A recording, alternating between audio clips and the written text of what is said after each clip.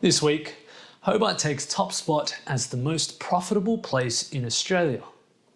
Tasports releases its $150 million plan for the future. The ABS releases some great statistics for Tasmania again. And we explore the future of home loan lending in Australia.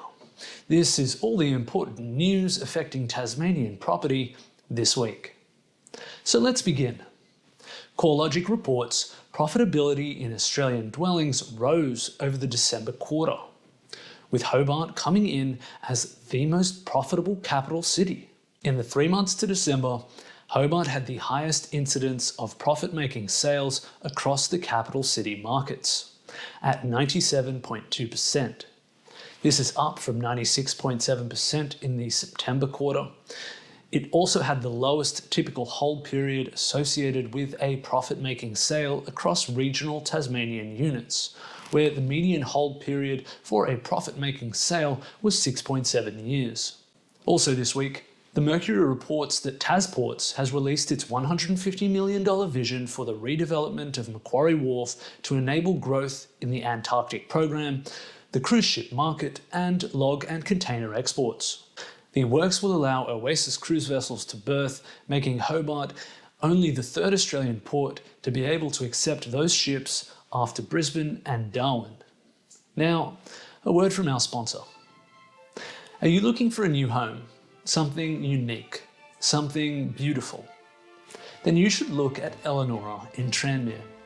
It is the latest in luxury waterfront living, and it will offer a mix of 3 to 5 bedroom apartments that boast unobstructed views of the Derwent Harbour and Mount Wellington.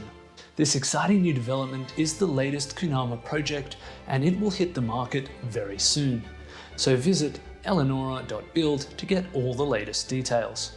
Just type eleanora.build into your browser to find out more. Now back to the news.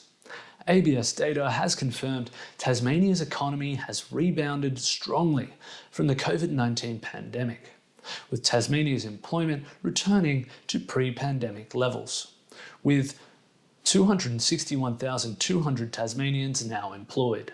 The Premier, Peter Gutwein, announced employment grew by 1.5% in February 2021, with 3,800 Tasmanians finding work, the highest percentage monthly growth in the country, and more than double the national employment growth. Also, our unemployment rate fell to 5.7%, which is the second lowest of all the states and lower than the national rate. Further, our youth unemployment rate is one of the lowest in the country. ABS data also shows that Tasmania's population continues to grow steadily as we emerge from the COVID-19 pandemic. At September 2020, Tasmania's population was 541,000, which is 1% higher than the previous year. This represents the third highest annual growth in the country and is higher than the national growth of 0.9% over the same period. Also this week, CoreLogic reports borrowing might not become harder anytime soon, as regulators argue that lending risk hasn't actually increased. As much as people have been baying for the Australian Prudential Authority to make it harder for people to achieve housing finance, they seem to be following the data, and the data is good.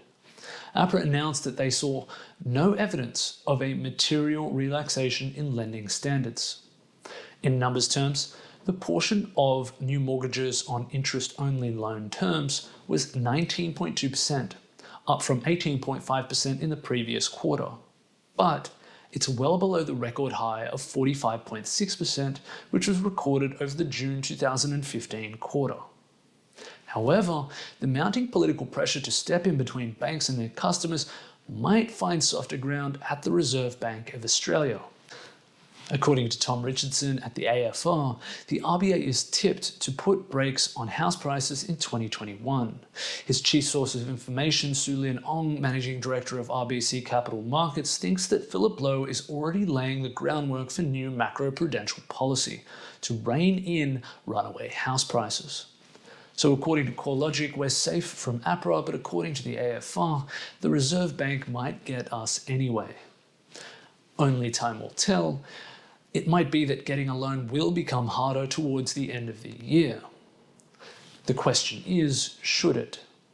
Should strangers control how you can invest your money because other people are complaining they can't join in? Does it actually help anyone when prices are artificially raised at the expense of one group to help another?